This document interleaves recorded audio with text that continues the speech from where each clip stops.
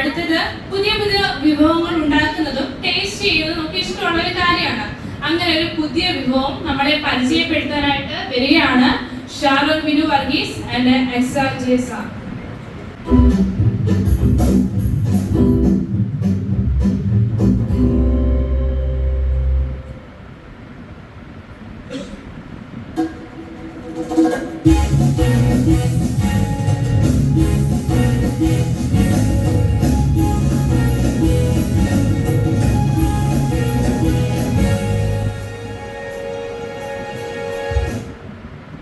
We welcome you all to a special episode of Life Spiritual Taste Time.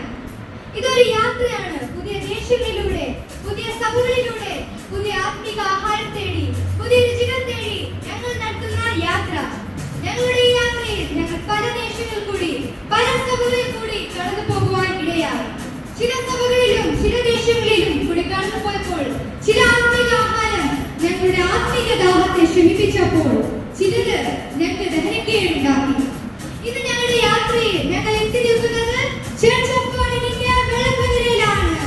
ഒരു മായമില്ലാത്ത ആത്മിക ആഹാരം പാചകം ചെയ്യുവാൻ സ്പിരിച്വൽ ടേസ്റ്റ് ആയി എത്തിയിരിക്കുന്നത് ഒരു ലേഡി ഷെഫാണ്.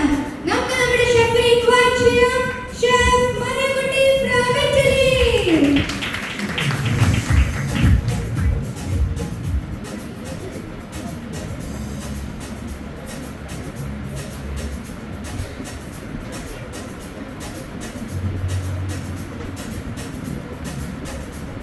എന്തൊക്കെയുണ്ട് വിശേഷം? സുഖമാണോ?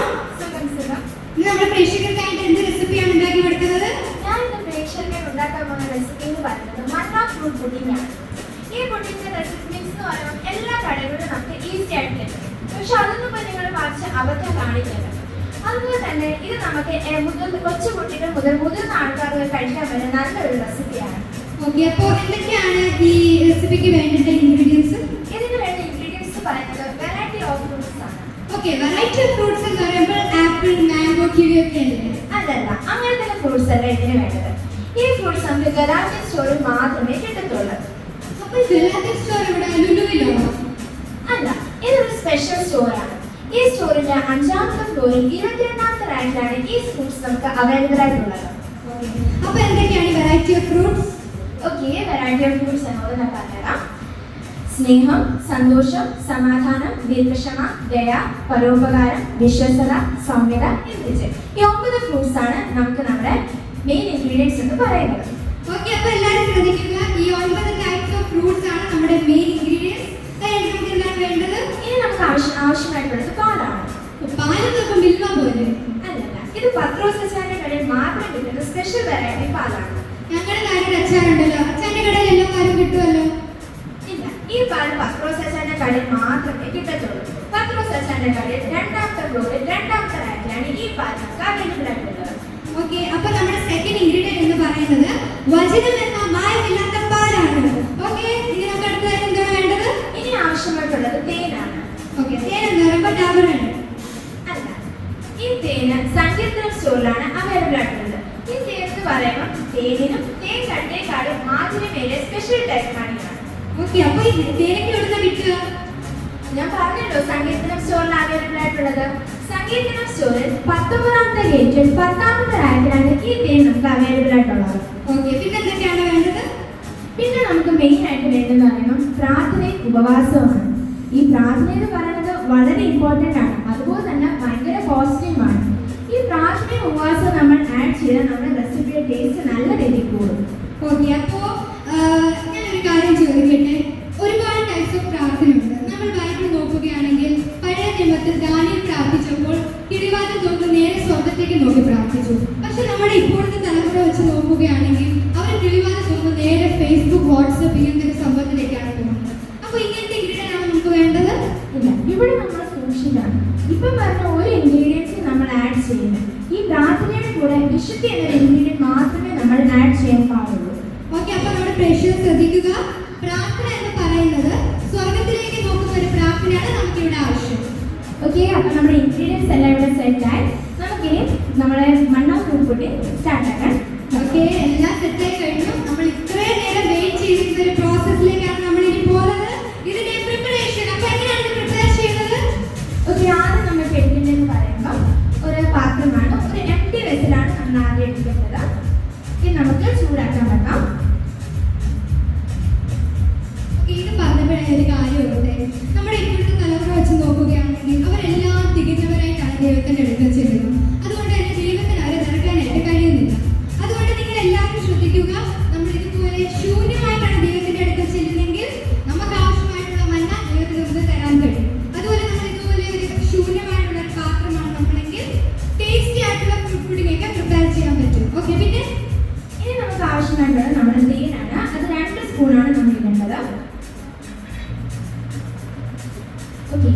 ഇടുന്നതിന് ഒരു പ്രത്യേകതയുണ്ട്. നമ്മൾ ഈ പാവമില്ല അത് അടുത്ത് പിടിക്കാതിരിക്കാൻ വേണ്ടിയാണ് ഈ തേൻ ഇടുന്നത്.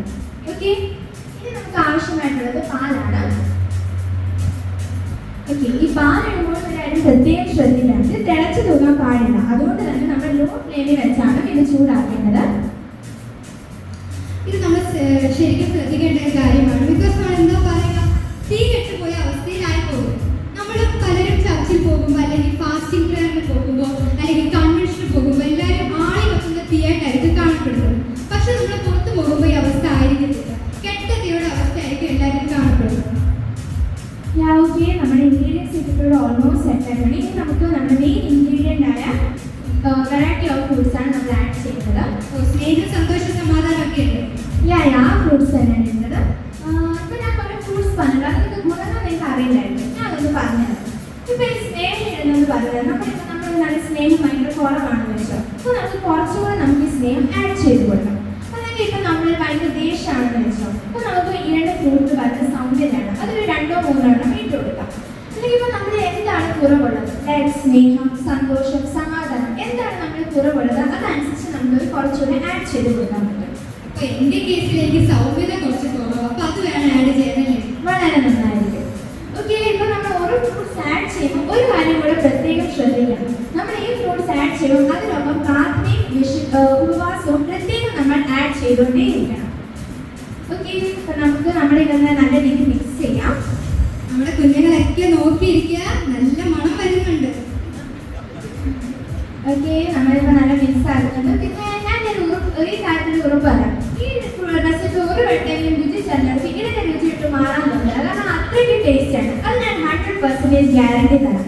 ഇത് ആർക്കും ഇഷ്ടപ്പെടാതിരിക്കില്ല. നമുക്ക് കൊച്ചു കുട്ടികൾ മുതൽ മുതിർന്ന ആൾക്കാർക്ക് വരെ കഴിക്കാൻ പറ്റുന്ന ഡെലീഷ്യസ് ആയിട്ടുള്ള റെസിപ്പിയാണ് ഇത്. ഓക്കെ, നമ്മുടെ ഇത് ഏകദേശം സെറ്റ് ആയിട്ടുണ്ട്. നമുക്ക് നമ്മുടെ സെർവിംഗ് പ്ലേറ്റിലോട്ട് ഇനി മാറ്റാം.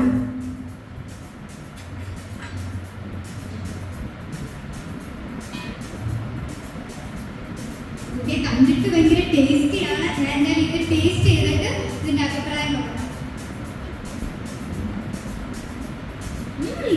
സൂപ്പർ! ഞാൻ ഒട്ടും പ്രതീക്ഷയില്ല ഇത്രയും ടേസ്റ്റ് ആയിട്ടുള്ള ഒരു റെസിപ്പി